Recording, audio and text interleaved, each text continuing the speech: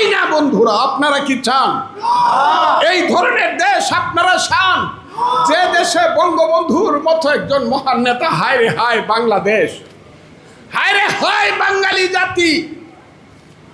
একটা লোক জীবনের যৌবন কারাগারে কাটিয়ে ফাঁসির মঞ্চে গিয়ে বাঙালিকে শিখিয়েছে তুমি কে আমি কে, বাঙালি বাঙালি। যে লোকটা একটা আঙ্গুল তুলা দিলে পরে 7.5 কোটি মানুষ এক কাতারে এসে দাঁড়াতো, যে লোকটার আঙ্গুলি হেলনে দেশে মুক্তিযুদ্ধ হয়েছে, সেই লোকটার বাড়ি আগুন দিয়ে পুড়ে দিলেন। সেই বঙ্গবন্ধুর বাড়ি বুলডোজার চালায় দিলেন।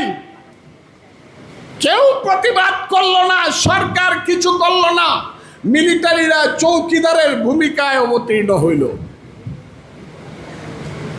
7 জন বীর শ্রেষ্ঠ, সবাই সামরিক বাহিনীর লোক, তাদের স্ট্যাচুগুলা উপর তাকায় নামায়া পা দিয়া পাড়াইয়া পাড়াইয়া বাংলো, থুতু দিল, কেউ কিছু বললেন না।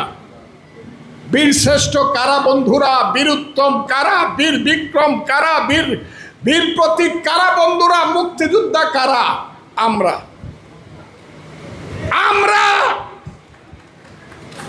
এইখানে যারা বসে আছেন তারা, এইখানে যারা বসে আছেন তারা কি এই দেশে এইভাবে অপমানিত হয়ে মৃত্যুবরণ করতে চান? হায়রে মন্টু ভাই, আপনি কত স্বার্থপর। আপনি তো গিয়া বাচ্চা গেছেন, আপনি তো মরে বেঁচে গেছেন আমার মন্টু ভাই। আমরা তো বাইচা রয়েছি অপমানিত হইয়া মরবার জন্য। আপনি মরে বাচ্চা গেছেন মন্টু ভাই, আমরা বাইচা রয়েছি গলায় জুতার মালা নেওয়ার জন্য, গালে জুতার বাড়ি খাওয়ার জন্য। মুক্তিযোদ্ধা শুনলেই মারতে আসে। আজকে শুনলাম একটা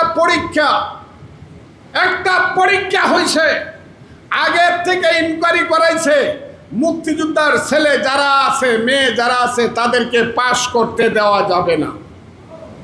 আমি আজকে শুনছি বড় পরীক্ষা, সেই পরীক্ষা বিসিএস হতে পারে, সেই পরীক্ষা শিক্ষকের পরীক্ষা হইতে উচ্চ স্তরের শিক্ষক, একদম রেড মার্ক লাল কালি দিয়া ক্রস দেওয়া হয়েছে, মুক্তিযোদ্ধার সন্তান বা নাতি যে তারে কোনো চাকরি দেওয়া যাবে না।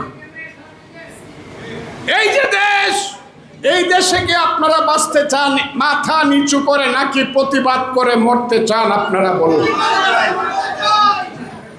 আপনাদের তো বয়স হয়েছে, আমারও বয়স হয়েছে। যতই আমারে দেখেন, আমি কিন্তু আপনাদের সবার চেয়ে ছোট না।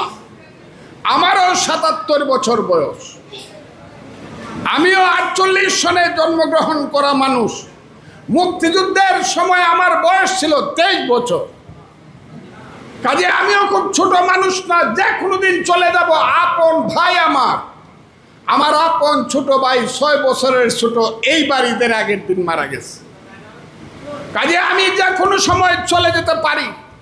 মৃত্যুর আগে শুধু আপনাদেরকে বলে যাই, মুক্তিযোদ্ধারা, আল্লাহর দোয়াই লাগে আপনাদেরকে আমি হাত জোর করে বলি, দেশটাকে আপনারা বাঁচান। আপনারা যুদ্ধে যাইতে হবে না, কিন্তু আপনার সন্তানকে আপনি বলেন যে বাবা দেশটাকে রক্ষা করো। 1, 2 হইল ঘরে বসে বসে এখন এমন টেকনোলজি আছে, প্রত্যেক মুক্তিযোদ্ধা তার জীবন ইতিহাস বলেন। আপনার দেশের মানুষকে বলেন, রাজাকার আল বদরের হাতে দেশ ছেড়ে দিব না, রাজাকার আল বদরকে দেশের প্রধানমন্ত্রী হতে দিব না, নেতৃত্ব করতে দিব না। হাসিনার বঙ্গবন্ধু এক জিনিস না।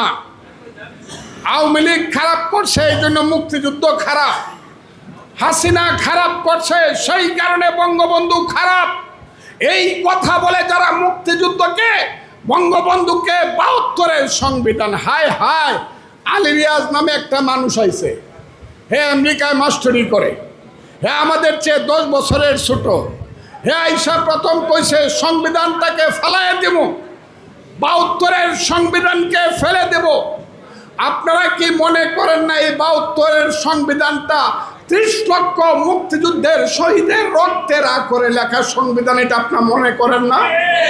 আচ্ছা, আপনারা কারা কারা 72-এর সংবিধান চান এখানে দেখলে তো একটু হাত তুললে আমরা দেখেন তো 72-এর সংবিধান কারা কারা চান।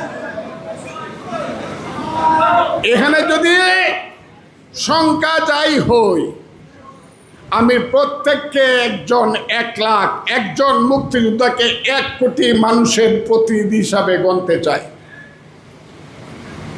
72-এর সংবিধান মুক্তিযুদ্ধের 30 লক্ষ লোকের শহীদের রক্তের আকরে লেখা সংবিধান।